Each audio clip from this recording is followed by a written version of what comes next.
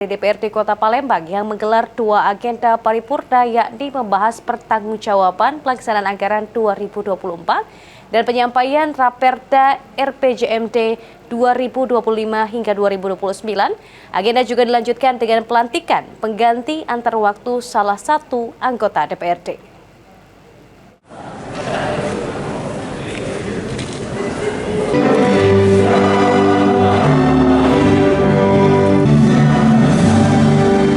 Rapat paripurna ke-14 masa persidangan 3 tahun 2025 digelar di ruang rapat DPRD Kota Palembang Rabu pagi.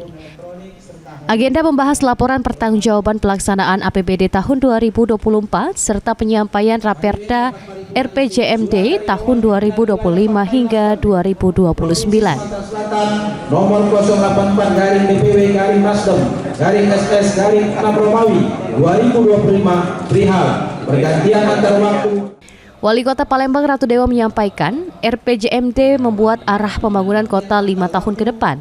Diharapkan pembahasan bersama DPRD dapat menghasilkan kebijakan yang berdampak langsung bagi masyarakat. Kesepakatan bersama yang penandatanganan Raperda menjadi perda tentang pertanggungjawaban. Dekret tadi sudah sama-sama kita dengarkan, baik dari laporan komisi-komisi yang dihimpun langsung oleh Ketua DPRD. Semoga ini dapat dilaksanakan dan juga ada pengawasan dari DPRD. Saya kira beberapa itemnya sudah jelas semua tadi. Saya kira begitu. Nah, apa saja Pak poin strategis dari Raperda RPJMD yang disampaikan pada hari ini? Kalau mau dijelaskan cukup banyak kan, cukup detail. Program-program yang kemarin. Ya. Di sisi lain, DPRD menggelar rapat paripurna istimewa untuk meresmikan pemberhentian dan pelantikan satu anggota melalui mekanisme pengganti antar waktu. Wakil Ketua DPRD Kota Palembang Zainal Abidin menegaskan komitmennya untuk mendalami rancangan pembangunan daerah dan mendorong efisiensi penggunaan anggaran di setiap OPD.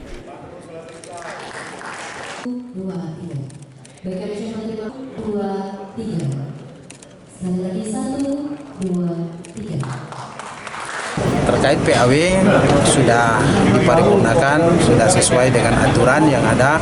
Tadi sudah beberapa item kami bacakan. Yang pertama ya surat pemecatan yang bersangkutan dari Partai Nasional Demokrat. Kemudian urutan terus kita lakukan sehingga terakhir keluar surat keputusan Gubernur Sumatera Selatan untuk penggantian antar waktu tersebut. Menggantikan Pak Dedi itu.